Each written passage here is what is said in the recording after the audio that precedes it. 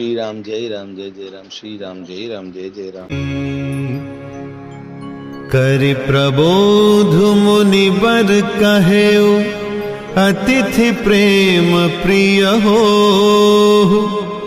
कंद मूल फल फूल हम देहि लेहूं करि छोहु।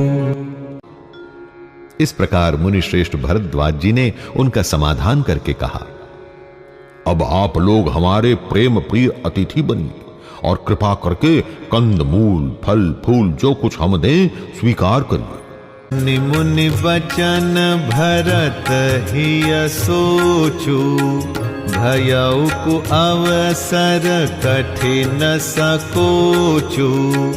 जानि गरुई गुर गिरा बहोरी, चरण बंदी बोले कर जोरी।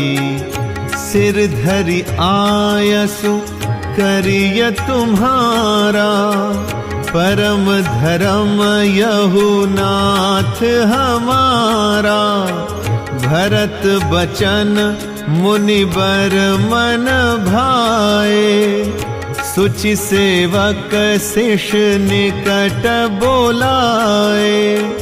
चाहिए कीन्हि भरत पहुनाई, कंद मूल फल आनहु जाई। भले ही नाथ कहि तिन्ह सिर नाए, प्रमुदित निज निज काज सिधाए। मुनि सोच पाहुन बड़ नेवता, तसि पूजा चाहिए जस देवता। सुनि रिधि सिधि अनिमादिक आई, आयसु होय सो करहि गोसाई।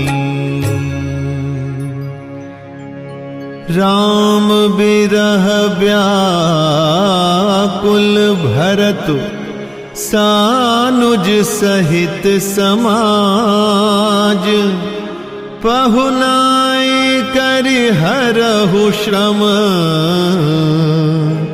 कहा मुदित मुनिराज। मुनि के वचन सुनकर भरत के हृदय में सोच हुआ कि ये बेमौके बड़ा बेढब संकोच आ पड़ा।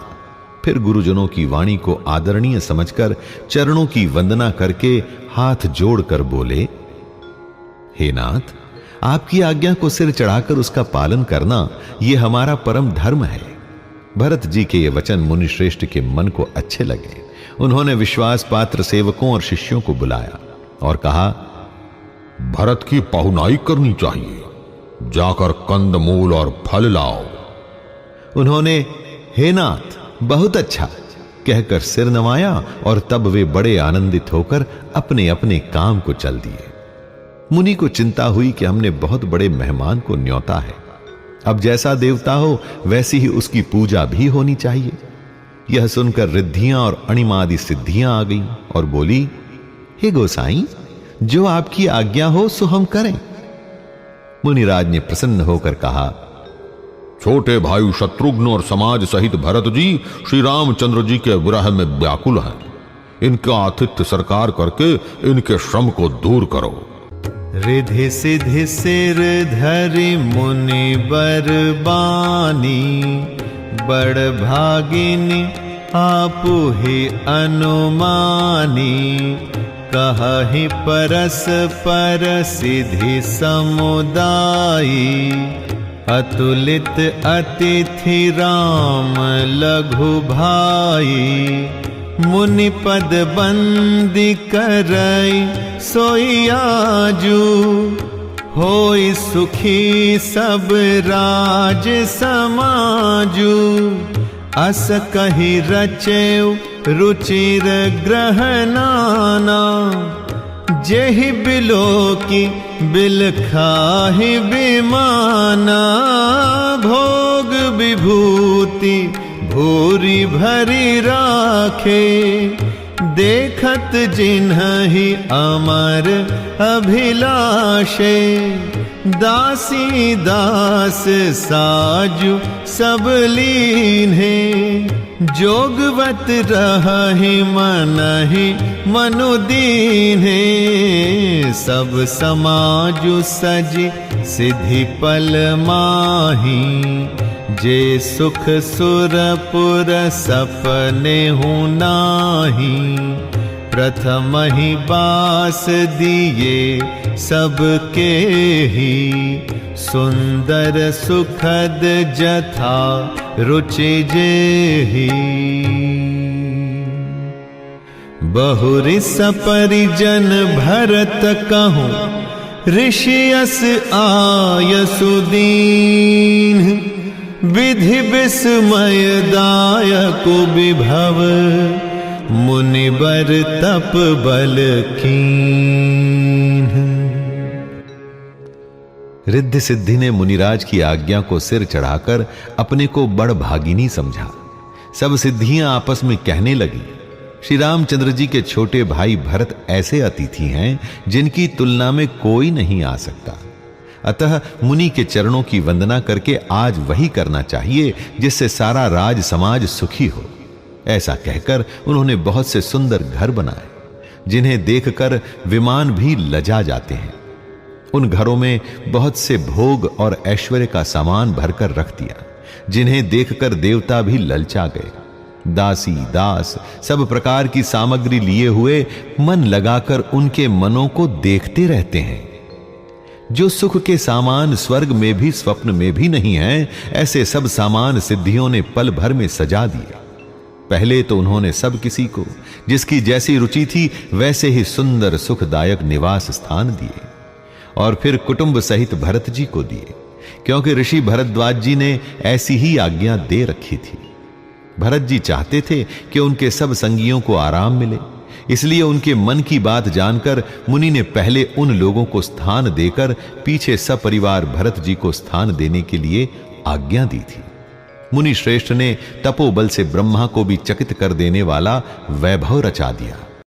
मुनि प्रभाव जब भरत बिलोका, सब लघु लगे लोकपति लोका, सुख समाजु नहीं जाई बखानी, देखत बिरति बिसारहि ज्ञानी, आसन शयन सुबसन बिताना, बन बाटिका बिहग मृग नाना, सुरभि फूल फल अमीय समाना, विमल जलाशय विविध विधाना, असन पान सुचि अमीय अमी से, देखि लोग सकुचात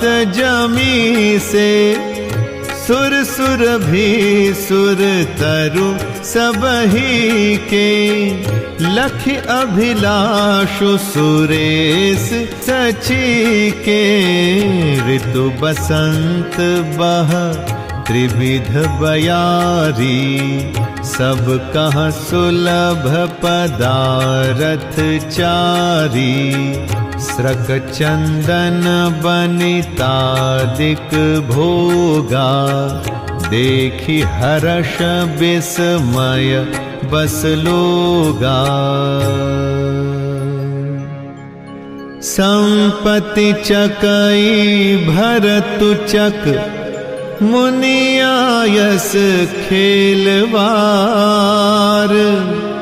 तेहि निसी आश्रम पिंजरा, राखे भा भिनुसार।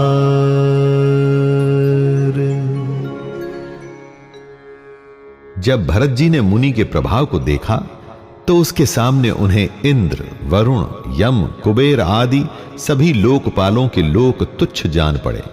सुख की सामग्री का वर्णन नहीं हो सकता, जिसे देखकर ज्ञानी लोग भी वैराग्य भूल जाते हैं।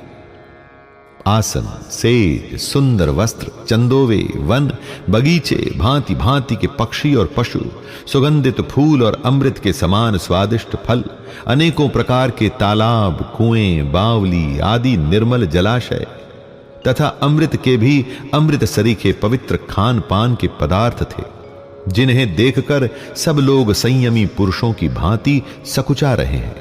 सभी के डेरों में मनोवांछित वस्तु देने वाले कामधेनु और कल्प वृक्ष हैं, जिन्हें देखकर इंद्र और इंद्राणी को भी अभिलाषा होती है।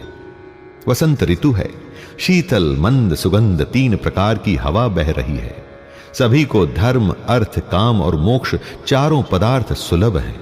माला, चंदन, स्त्री आदि भोगों को देखकर सब लोग हर्ष और विषाद के वश हो रहे हैं।